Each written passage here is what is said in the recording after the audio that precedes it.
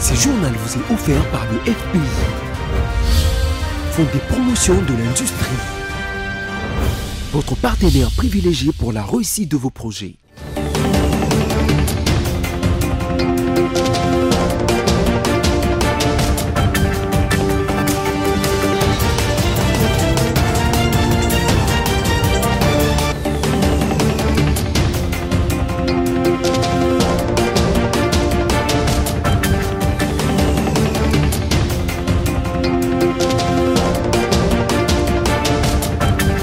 Bonsoir à tous et bienvenue à cette grande édition du journal sur BC Télévision. Place au sommaire. Le gouvernement congolais a saisi l'organisation de l'aviation civile internationale pour les attaques rwandaises des brouillages compromettant la sécurité du transport aérien.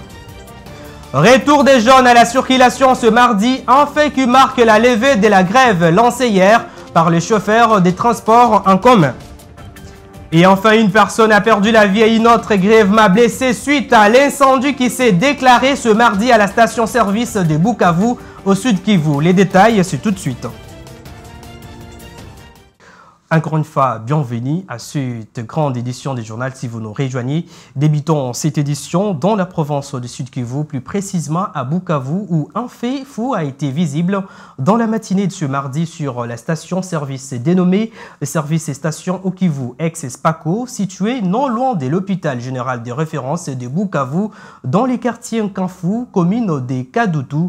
Selon nos sources, l'incendie s'est déclenché probablement après une utilisation d'une cigarette ou un téléphone par un conducteur d'un véhicule venu charger du carburant pour les comptes d'une société minière. Les camions anti-incendie de la commune de la dite commune a réussi à étendre le feu qui s'est propagé à un immeuble en face, calcinant presque tout.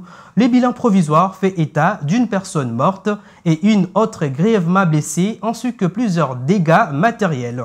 Notons que les incendies deviennent de plus en plus récurrents dans la ville de Bukavu et dans d'autres entités du Sud Kivu.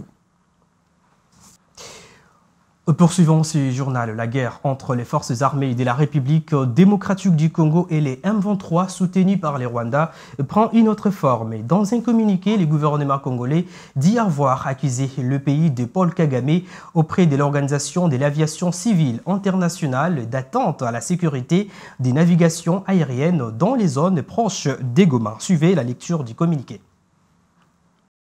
Les gouvernements congolais informent l'opinion nationale et internationale que des interférences dangereuses sont observées dans les systèmes de positionnement global des avions. Ces perturbations, causées par des attaques de brouillage et d'usurpation d'identité, touchent les zones des vols de la province du Nord Kivu autour des Goma, incluant Beni, Butembo, Kibumba et Kanyabayonga. Ces actes compromettent gravement la sécurité du transport aérien civil, posant un risque significatif pour tous les vols, y compris les compagnies aériennes commerciales. De plus, ils mettent en danger les missions humanitaires essentielles menées pour soutenir les populations locales victimes des violations perpétrées par des troupes rwandaises sur les territoires de la République démocratique du Congo. Une enquête technique réalisée par les services compétents a confirmé que ces brouillages sont l'œuvre des Rwanda Défense Force RDF et des 6 alliés, les terroristes de l'AFC M23.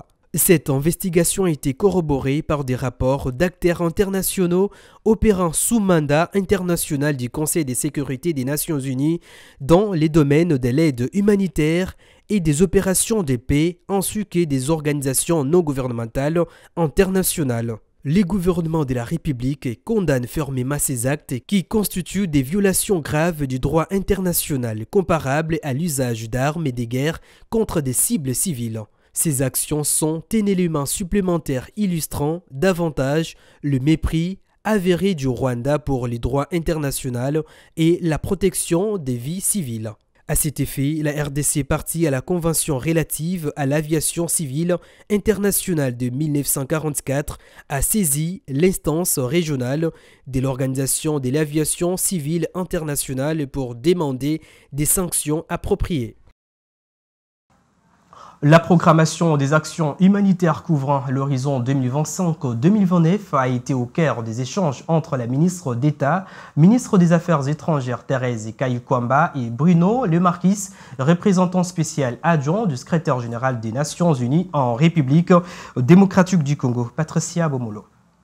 La situation sécuritaire dans l'est de la République démocratique du Congo, plus précisément, la question du retrait de la MONUSCO dans le Sud Kivu a également été au menu des échanges entre la ministre des Affaires étrangères et le représentant spécial adjoint des Nations Unies, Bruno Lemarquis. Il s'est agi d'une mise au point concernant les dispositifs sécuritaires post-retrait et d'une planification relative au prochain processus de désengagement des troupes onusiennes dans les autres provinces concernées, et cela dans les meilleures conditions de sécurisation et protection des populations civiles. Le système des Nations Unies a comme tutelle au sein du gouvernement la coopération internationale, qui est donc placée sous l'autorité, la juridiction des affaires étrangères. Donc nous avons discuté de cette coopération qui concerne les 23 agences du système des Nations Unies. Nous sommes en train de formuler le prochain cadre de coopération pour la période 2025-2029 qui couvre de très nombreux aspects en termes d'appui au développement économique, de la gouvernance, de l'état de droit, des droits humains, des questions environnementales, des questions de climat, etc. Et tout ça sous la tutelle des affaires étrangères, également en coopération avec le ministère du Plan. Juste après, la chef de la diplomatie congolaise a pris langue avec le haut-commissaire de la République socialiste de Sri Lanka, Dr Velupai Kannanathan, sur des questions des coopérations bilatérales entre les deux pays. Au sortir de cette audience, le haut-commissaire n'a pas manqué des mots. Ils ont discuté de la relation entre la RDC et le Sri Lanka, la coopération bilatérale qui existe déjà depuis plusieurs années. La RDC devrait renforcer ses relations dans le cadre des accords économiques et dans les différents forums internationaux. L'ambassadeur sri-lankais a surtout parlé des ressources des énergies renouvelables que le Sri Lanka développe dans plusieurs pays de l'Afrique de l'Est, et on voudrait reproduire cela en RDC, étant donné que la RDC a une vaste ressource naturelle. Il a également exprimé le désir de son pays d'investir dans le domaine des ressources renouvelables. En perspective de l'élection du bureau définitif du Sénat qui pointe à l'horizon, le secrétaire général de l'Union pour la démocratie et les progrès sociaux, Augustin Kabouya, a tenu une réunion avec le sénateur de cette formation politique en présence du premier vice-président de l'Assemblée nationale, Jean-Claude Chilumbaï, au cours de laquelle les sénateurs ont levé l'option de présenter des candidats aux 3 postes du bureau définitif. Isaac Bopima. Lors de cette réunion présidée par le secrétaire général de l'UDPS et coordonnateur de la majorité parlementaire Augustin Kabouya, les sénateurs élus sur la liste du parti présidentiel et de sa mosaïque, ainsi que ceux élus comme indépendants, ont été invités à revoir à la baisse leurs ambitions exprimées lors de la précédente réunion du 25 juin 2024. En clair, les potentiels candidats ont été exhortés à laisser d'autres postes aux alliés au sein de l'Union sacrée de la nation en vue de favoriser la bonne cohésion au sein de cette plateforme politique. C'est dans ces cadres que le parti au pouvoir et ses alliés ont levé l'option d'aligner les candidats seulement au poste du président du bureau définitif de la Chambre haute du Parlement, du rapporteur, mais également de questeur. Le coordonnateur de l'Union sacrée et secrétaire général du parti présidentiel a promis de transmettre les conclusions de cette réunion à la haute autorité de l'Union sacrée, qui est le président de la République, Félix-Antoine Tshisekedi, avant l'harmonisation des vues sur la question avec d'autres partenaires au sein de la plateforme politique. Faisons un grand effort et placer l'intérêt de notre famille politique avant toute chose et l'intérêt du chef de l'État. Pour rappel, initialement prévu pour le 3 août, l'élection et l'installation du bureau définitif du Sénat a été reportée au 7 août prochain selon le calendrier réaménagé. Dans le même chapitre, à quelques jours des élections du bureau définitif du Sénat, le bras droit de Moïse Katumbi, Salomon Escadella, a été choisi par son parti comme candidat de l'opposition au bureau de la Chambre haute du Parlement. Interrogé à ce sujet, un membre d'Ensemble pour la République pense que ce choix est raisonnable tout en donnant quelques atouts des Salomon Idi. On l'écoute au micro de Ginette Fika.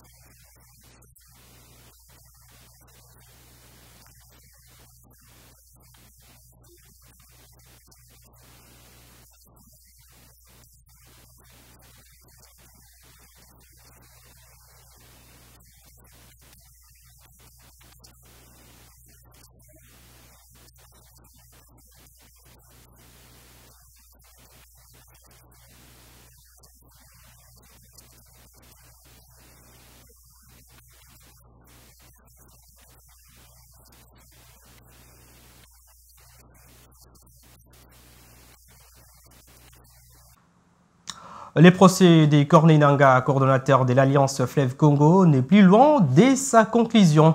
Le lundi 29 juillet, l'audience a été consacrée aux plaidoiries et aux réquisitoires. Le ministère public a requis la peine capitale contre 26 prévenus, dont 5 étaient présents dans les box des accusés. Isaac Bopima revient. Cette affaire qui oppose le ministère public contre l'ancien président de la CENI et leader du mouvement politico-militaire Alliance Fleuve Congo, Corneille Nangaa et consorts, s'est poursuivie ce mardi 30 juillet 2024 devant la cour militaire de Kinshasa-Gombe. Il était question des plaidoiries des avocats de la défense après les réquisitoires du ministère public qui a requis le lundi dernier la peine de mort contre 25 prévenus accusés de trahison et de crimes de guerre. Seul Nanga Baseane Peters, membre de la famille de Corneille Nangaa, a échappé à cette demande de peine de mort. Pour lui, le ministère public a requis 20 ans de servitude pénale, l'accusant de participation à un mouvement insurrectionnel. Sa demande de liberté provisoire a aussi été rejetée. De son côté, la partie civile représentant la République réclame des réparations d'un montant d'1 milliard de dollars américains, un chiffre qui illustre la gravité des accusations portées contre les prévenus. Signalant par ailleurs qu'il y avait initialement 25 accusés, mais un 26e, Vianney Karazama, ancien porte-parole du M23 en 2012, a été ajouté à la liste. Des photos de lui ont récemment circulé dans les zones occupées par le M23. J'ai annoncé au sommaire Kinshasa, la circulation est revenue à la normale ce mardi après la grève déclenchée par les chauffeurs de bus Transco et Taxibus. Le gouvernement congolais était réuni hier soir pour trouver des solutions quant aux plaintes des conducteurs de la ville-province de Kinshasa. Suivez. Plus question de grève chez les conducteurs privés et publics de Kinshasa, après la panique causée par le chauffeur de taxi et taxibus de la ville, qui ont observé un mouvement de grève une semaine après ceux de l'entreprise Transco. Le gouvernement congolais a pris des mesures pour apaiser cette situation. C'était au cours d'une réunion présidée par la première ministre Judith Suminwa Tuluka, dont le ministre de la Communication et Médias Patrick Muyaya Katembwe a fait les comptes rendus. La réunion de tout à l'heure, c'était un peu une réunion pour faire le point des différentes activités qui ont pu se faire autour de chaque ministre dans la journée, parce qu'il s'agissait de la grève évidemment de transporteurs privés, mais vous savez aussi que l'État intervient à travers Transco, mais qu'il existe aussi Transacademia, qui est dédié spécifiquement aux étudiants. Donc il était question, par exemple, pour le vice-premier ministre Jean-Pierre Bemba, de faire le point des discussions avec les différents syndicats, notamment ceux de Transco, pour voir dans quelle mesure cette société peut opérer pleinement. Il y a eu des revendications qui ont été données, notamment en ce qui concerne l'attitude du comité de gestion dans la gestion quotidienne de l'entreprise. Des décisions seront prises à ces propos, mais très rapidement, le vice-premier ministre de l'économie a dit avoir mis à disposition quelques mètres cubes de carburant permettant à l'entreprise d'être soulagée, que 2 mois d'arriérés observés à ce niveau-là seront apurés.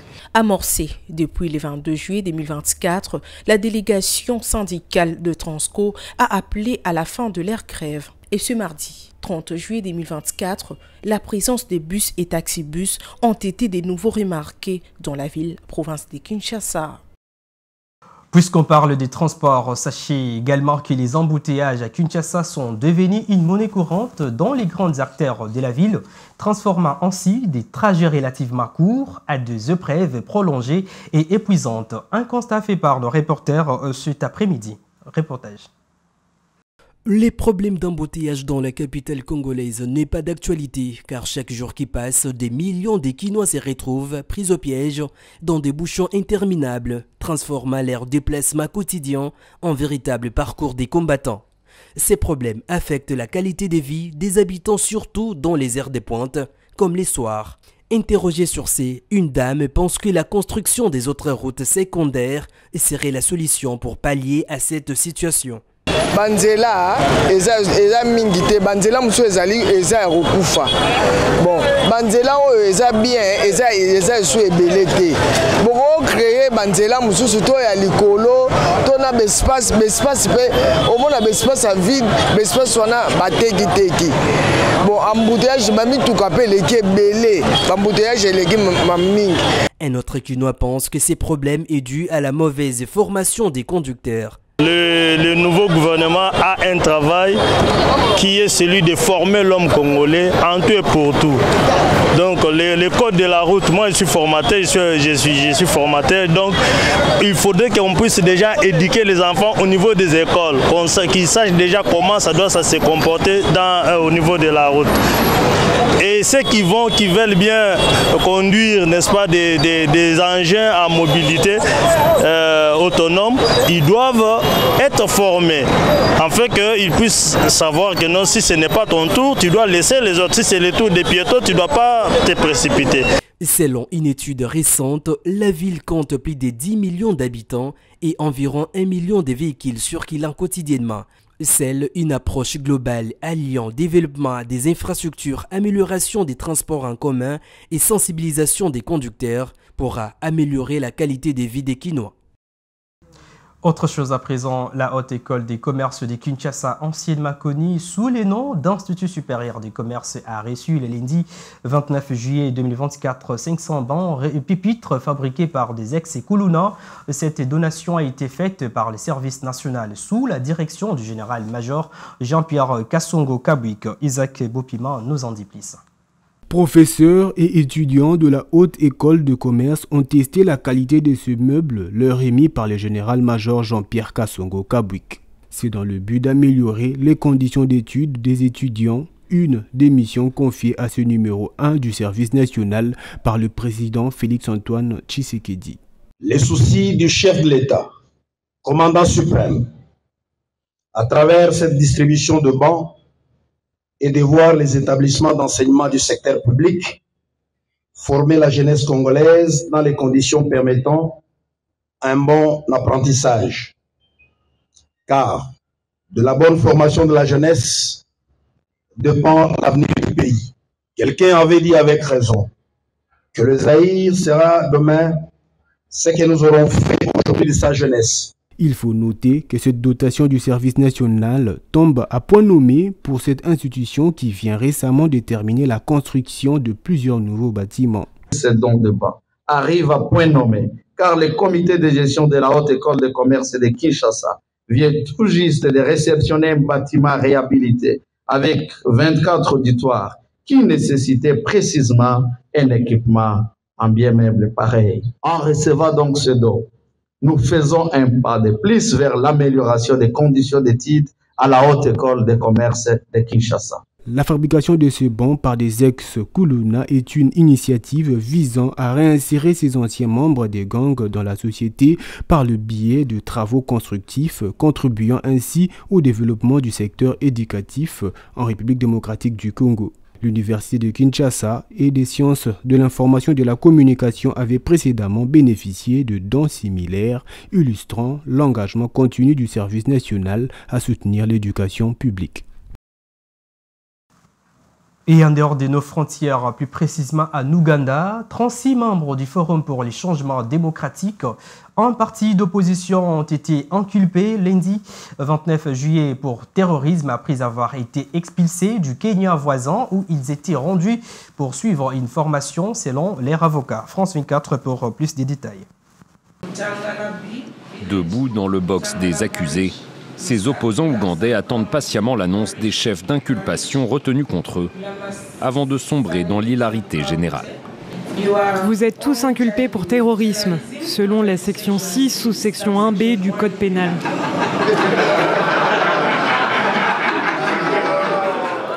Les 36 inculpés sont tous membres du Forum pour le changement démocratique, ou FDC, l'un des principaux partis d'opposition en Ouganda. Ils ont été arrêtés la semaine dernière à Kisumu au Kenya, où ils s'étaient rendus pour suivre une formation de leadership politique, selon leur avocat. L'ancien dirigeant du FDC, Kizza Besigye, affirme qu'ils ont été torturés par des policiers kenyans et leurs biens confisqués avant d'être extradés vers l'Ouganda le 24 juillet. L'avocat de la défense, lui, dénonce une chasse aux sorcières et des accusations fabriquées de toutes pièces.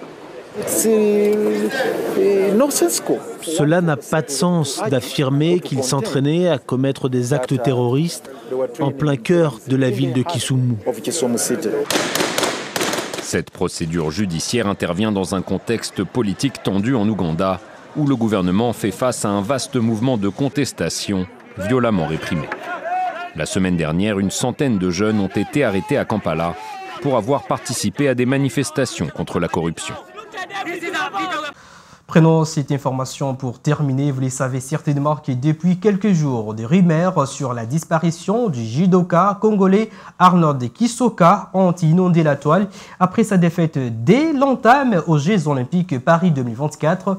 À ce sujet, l'athlète congolais a démenti ces rumeurs tout en affirmant qu'il reste au QG des athlètes pour soutenir ses compatriotes qui sont encore en compétition. Il a fait savoir dans cet extrait choisi par Isaac Bopima. On l'écoute. Jusque-là, il y a passé 4 messages. Jusque-là, Nazali toujours dans le village olympique pour nous soutenir les gens qui Batikali Bakobunda. Pour les lobby, pour les Tikali. Nous avons fait encouragement. On a déjà la pète. On a dit que Bango, ça a quelque chose pour nous Samboka. Mais nous avons passé un message dans les réseaux sociaux, dans les journalistes, les chroniqueurs, au Bossala, qui est tout le côté, au Bikobino, qui est dans le hôtel, dans la bise, ça n'a pas de sur le village ici, là. Après, voilà, Balamboka, Boyambabiso, toujours dans le monde, bien, au monde, Abisso, tout préparer, tout continuer carrière, Abisso. Maintenant, Zana, carrière, Zana, nous, Zana, nous, ça, est nécessaire. On a dit qu'on a toujours les Colomakasi, rapprocher compétitions internationales, on a l'invitation et belé, nous allons continuer Kobunda. Ce journal touche à sa forme avant tout les rappels de principaux titres. Vous l'avez suivi, dans ce journal, le gouvernement a saisi l'organisation de l'aviation civile internationale pour les attaques rwandaises, débrouillage compromettant la sécurité du transport aérien. Retour des jeunes à la circulation ce mardi, un fait qui marque la levée de la grève lancée hier par les chauffeurs des transports en commun. Et puis vous l'avez suivi également, une personne a perdu la vie et une autre grièvement blessée suite à l'incendie qui s'est déclaré ce mardi à la station-service de Bukavu au sud Kivu. Ce journal est complètement terminé. Merci de votre fidélité. Au revoir et à la prochaine. Quant à moi, on se retrouve le jeudi prochain.